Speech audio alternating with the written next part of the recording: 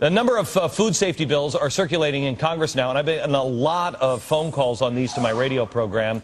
This happened after the peanut scare. One of them threatens to wipe out small farmers, and you could even be in trouble for growing a tomato in your backyard. That's what some people are saying.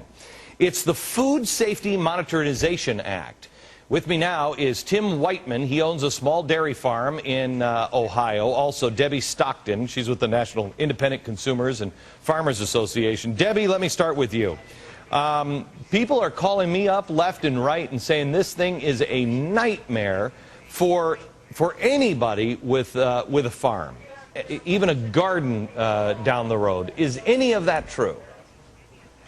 Yeah, sure, it's absolutely true. The way the bill is written, it has very broad language, and it says that a food production facility shall be considered to be every farm, ranch, orchard, aquaculture facility, vineyard, or confined animal feeding operation. Well, what the bill does not exclude explicitly, it includes implicitly. It does not define farm. It doesn't say a farm is this, that, or the other. It simply says every farm. Well, Okay. a farm can be construed. Go ahead. Well, hang on, Debbie. I mean, my grandfather had a berry farm. My uncle still lives on the same street, and he still has a farm, and it's only a few acres, and he grows corn and everything else. But he shares the corn with his neighbors and everything else. That could be regulated now? Absolutely. And just if they say, well, it's not our intent, that's absolutely meaningless, because intent has no bearing on what is actually the language in the law.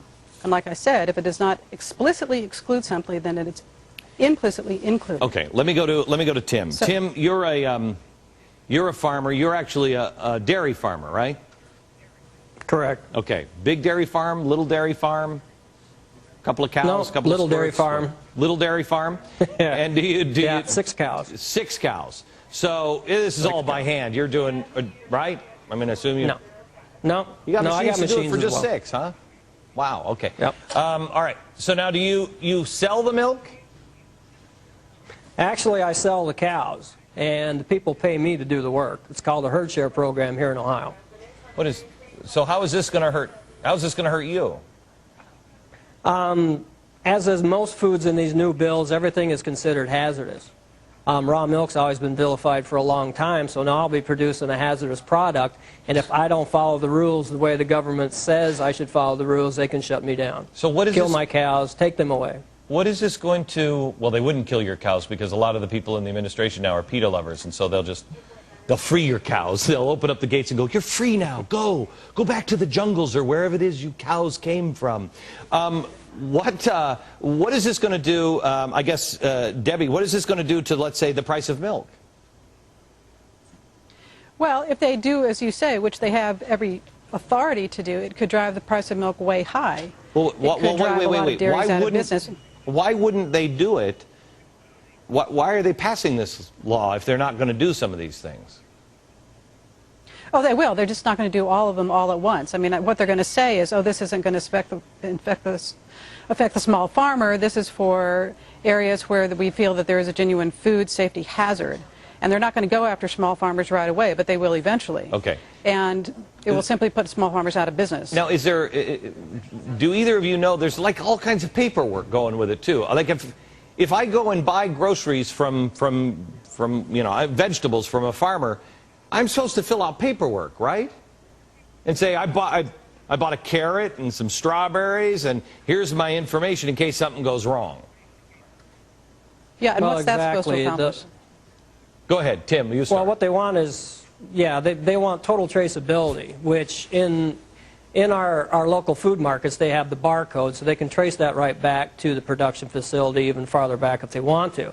What they want is total traceability, which means if I take my products to a farmer's market, you, Mr. Beck, will have to fill out a form telling me what you bought and when you plan to consume it, so I can keep it on record. If something should happen and they trace it back to the farmer's market, they can call you and say, don't eat that stuff because it may get you sick. Hey, Tim, I grew up on the summers I spent on my grandfather's farm. We used to walk around with just an evil shotgun that he used to have open the whole time. We'd walk around, yes, and he would once in a while shoot a bird. And, you know, so I still have a little bit of common sense in me. If you said to me, Mr. Beck, you got to fill out this paperwork and tell me when you're going to consume it so I can keep it on record, you know what I'd say to you? None of your damn business. I mean, exactly. Debbie, what happens to us if I don't want to fill out the form, or if the farmer says he's not going to fill out the form? Well, good question, and that is going to happen. I mean, I can pretty much guarantee it, because you're talking about hundreds of thousands of farmers. I mean, small farms are the fastest growing economic sector in the country. They're growing by an order of about 10,000 a year. And they are simply not going to allow this to happen, for the federal government to come onto their property and tell them what they can and cannot do. I have to tell you, we are so incredibly stupid right now. We are doing everything. And, you know, who's going to tell you guys, tell me if I'm wrong, who's going to benefit from this? Big Farm.